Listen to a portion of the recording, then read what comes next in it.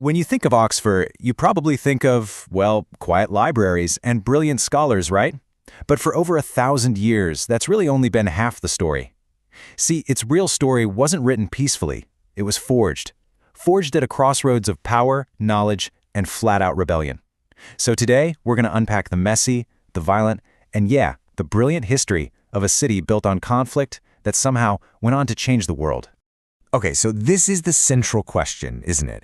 How does a place that started as just a simple spot for oxen to cross a river, literally an oxen ford, how does that place end up educating more world leaders than almost anywhere else on Earth? Well, the journey from there to here is a lot more surprising and frankly a lot more brutal than you might think. Because to really get Oxford, you have to forget about the university for a moment. Its foundations, they weren't laid by scholars. They were laid by soldiers. It began its life as a strategic fortified town right on a hostile border. And that identity of conflict, it would define the city for centuries. So let's just quickly trace these early powers. The Romans were here, yeah, but it was pretty minor. The real spiritual heart comes from a Saxon princess, Saint Friedzweig, who founded a priory. But the key shift, the real game changer, happens in 911 AD, when it becomes a fortified border town against Viking invaders. And then the Normans arrive and build a massive castle, and get this, not for defense, but to intimidate and control the locals. The message was crystal clear. This town is a weapon. And if you need an example of just how brutal it was, wow, in 1002, long before the first lecture was ever given, a royal decree led to a citywide slaughter. Danish settlers, trying to find sanctuary in that very same church we just mentioned, were barricaded inside and the whole building was set on fire. It was just a horrific act of violence that really defined the town's early character. And soon, Oxford became a literal battleground for the English crown. During the Civil War known as the Anarchy, the would-be Queen Empress Matilda was besieged in Oxford Castle, and her escape, it's straight out of a movie. As the quote says, on a freezing December night, she and 3 knights just slipped out, dressed all in white to blend in with the snow. It just goes to show you, Oxford wasn't just a town, it was a prize to be won and lost.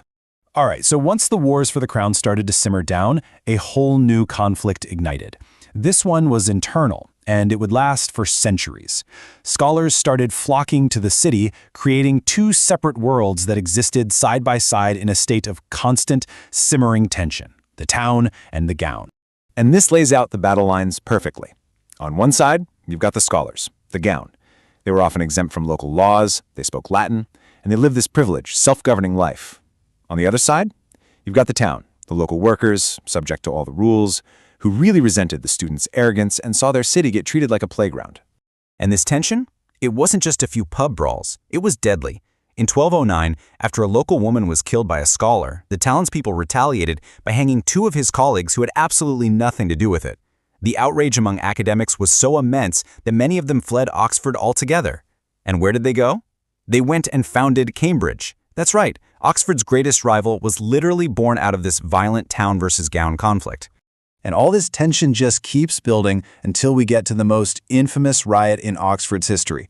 And it all started over something incredibly trivial: bad wine. Seriously, 2 students complain about the wine in a tavern. That argument turns into a brawl. The brawl leads to the townspeople arming themselves and attacking student halls, and before you know it, a 3-day street battle has completely consumed the entire city. 93. Just let that number sink in. That's the estimated number of people killed, 63 students and 30 townspeople. So let's be clear, this wasn't a riot, it was a massacre, sparked by a bad pint of wine, but fueled by a century of deep-seated hatred. In the aftermath, the university won, forcing the town's mayor into a humiliating annual penance that lasted for 470 years. So you'd think that would be enough conflict for one city, right? Nope.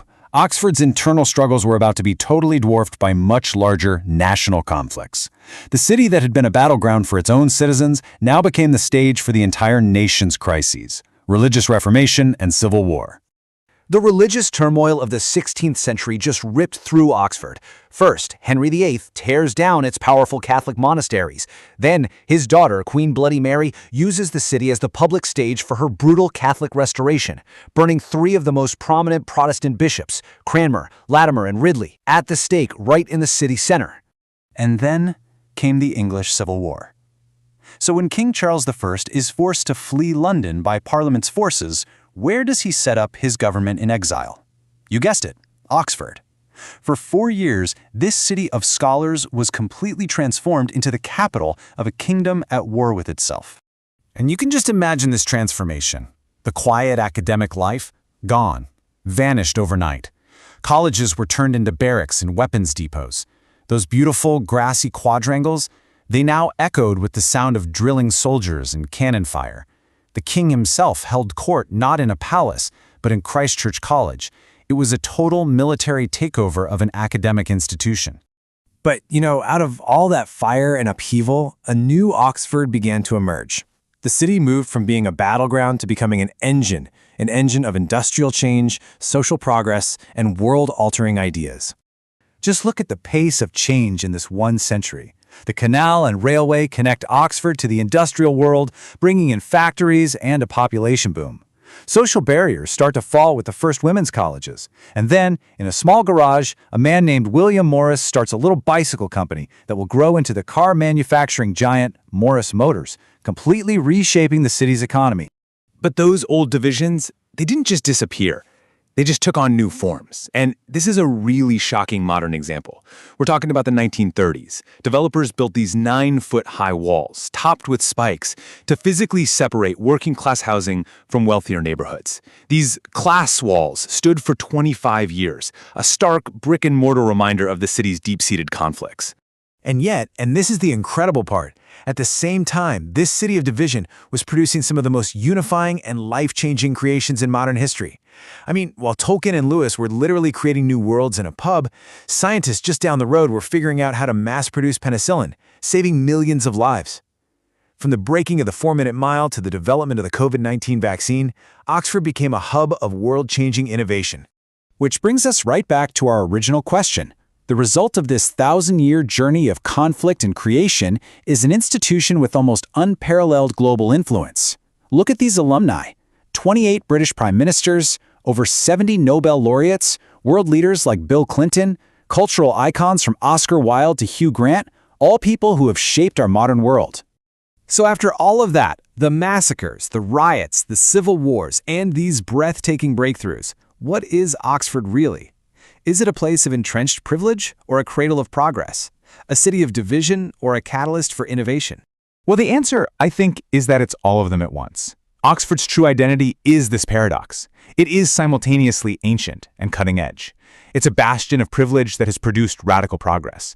And it's a city defined by its historic divisions that has, against all odds, become a global source of unifying innovation.